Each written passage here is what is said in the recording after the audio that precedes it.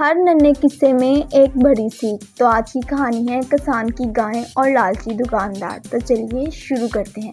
ایک زمانے کی بات ہے، ایک سبز اور خوبصورت وادی میں ایک چھوٹا سا گاؤں آباد تھا۔ اس گاؤں کے چاروں طرف اونچے اونچے پہاڑ تھے۔ صبح کے وقت ہوا ٹھنڈی اور خوشگوار ہوتی تھی۔ پرندے اڑتے ہوئے گیت گاتے، چرندے پرندے میدانوں میں دوڑتے، چھوٹے بچے گھر کے باہر کھیلتے۔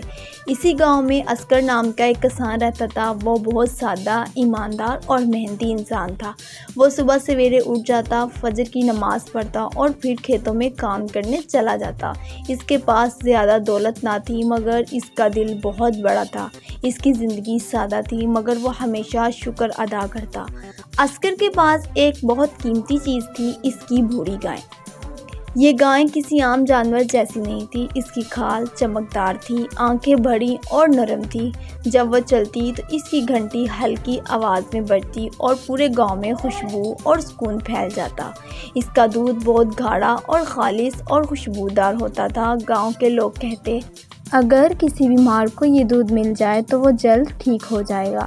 اصغر اپنی گائے سے بہت محبت کرتا۔ وہ روز اسے نہلاتا، اس کے جسم پر ہاتھ پھیر کر دودھ صاف کرتا، وہ صاف جگہ پر باندھتا۔ ایسا لگتا کہ گائے باتیں سمجھتی ہو، کیونکہ جب وہ تھک جاتا تو گائے اپنی گردن اس کے کندھے پر رکھ دیتی، جیسے کہتی ہو، فکر نہ کرو، سب ٹھیک ہو جائے گا۔ اسی گاؤں میں ایک غلام دین نام کا دکاندار رہتا تھا۔ اس کی دکان گاؤں کے بیچ میں تھی۔ دور سے دیکھنے پر وہ بہت مسکرا کر بات کرتا، مگر اس کی مسکراہٹ کے پیچھے لالچ اور دھوکہ چھپا ہوا تھا۔ وہ کبھی پورا وزن نہیں دیتا تھا، زیادہ قیمت لے لیتا تھا۔ جب غلام دین نے اصغر کی گائے اس کے مشہور دودھ کے بارے میں سنا تو اس کے دل میں حسد اور لالچ بڑھنے لگا۔ ایک دن غلام دین نے سوچا، اگر یہ دودھ مجھے مل گیا تو میں اسے مہنگے داموں بیچوں گا اور بہت امیر بن جاؤں گا۔ اور کچھ دنوں کے بعد اصغر پر نظر رکھنے لگا۔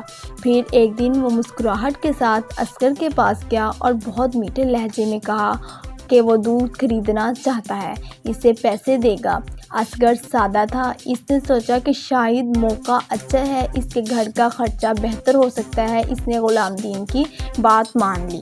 اب اصغر روزانہ صبح دودھ نکال کر غلام دین کی دکان پر دے دیتا۔ غلام دین خوش ہوتا، برتن میں دودھ رکھ لیتا اور مسکرا کر کہہ دیتا، پیسے کل مل جائیں گے۔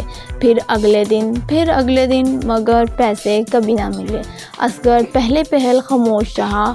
وہ اپنے دل سے کہتا رہا، شاید ابھی اس کے پاس پیسے نہ ہوں۔ لیکن آہستہ آہستہ دن ہفتوں میں بدلتے گئے۔ گھر میں کھانے کا سامان کم ہوتا گیا، بچوں کے جوتے پرانے ہو گئے اور کپڑے پھٹنے لگے۔ اصغر پریشان ہوتا، مگر پھر گائے کے پاس بیٹھ کر دل کو تسلی دیتا۔ گائے اسے سمجھتی تھی۔ گائے ہمیشہ نرمی سے دم ہلاتی اور جیسے کہتی ہو، صبر کرو، وقت بدلے گا۔ آخرکار اصغر نے ایک دن ہمت کی اور غلام دین سے حساب مانگنے گیا۔ غلام دین نے جھوٹ بول دیا اور کہا اس نے کبھی دودھ ہی نہیں لیا تھا۔ یہ سن کر اصغر کا دل ٹوٹ گیا۔ وہ خاموش ہو کر کھڑا رہا، جیسے اس کی آواز گم گئی ہو۔ لوگ شور سن کر جمع ہونے لگے، گاؤں کے بڑے بزرگ بھی آگے آ گئے۔ وہ معاملہ بہت سنجیدہ ہو گیا تھا۔ گاؤں کے بزرگوں نے غلام دین کی دکان کا حساب، برتن اور کاغذات چیک کیے۔ ہر چیز واضح تھی۔ غلام دین نے کئی دن تک دودھ لیا اور پیسے چھپا رہا تھا۔ گاؤں والوں کی آنکھوں میں ناراضگی تھی۔ انہوں نے غلام دین کو سختی سے سمجھایا اور فیصلہ سنایا، اصغر کا پورا حق واپس کیا جائے۔ غلام دین کچھ دن تک دکان بند رکھے گا اور سب کے سامنے معافی مانگے گا۔ اس دن غلام دین کا سر شرم سے جھکا ہوا تھا۔ اصغر گھر واپس آیا تو شام کا وقت تھا۔ آسمان پر سنہری روشنی تھی۔ گائے اسے دیکھ کر دم ہلا رہی تھی، جیسے وہ بہت خوش ہو کہ سچ سامنے آ گیا ہے۔ اصغر نے گائے کی پیشانی پر ہاتھ رکھا، دل میں محسوس کیا کہ اللہ تعالیٰ ایماندار کے ساتھ ہمیشہ ہوتا ہے۔ آہستہ آہستہ یہ واقعہ گاؤں والوں کے لیے ایک مثال بن گیا۔ بچے جب بھی گیم کھیلتے تو کہتے، لالچ نہ کرو ورنہ انجام غلام دین جیسا ہوگا۔ اور جب بھی کوئی اچھا کام کرتے تو لوگ کہتے، اصغر جیسے ایماندار بنو۔ تو پیارے بچوں، آج کی اس کہانی سے ہم نے کیا سبق سیکھا؟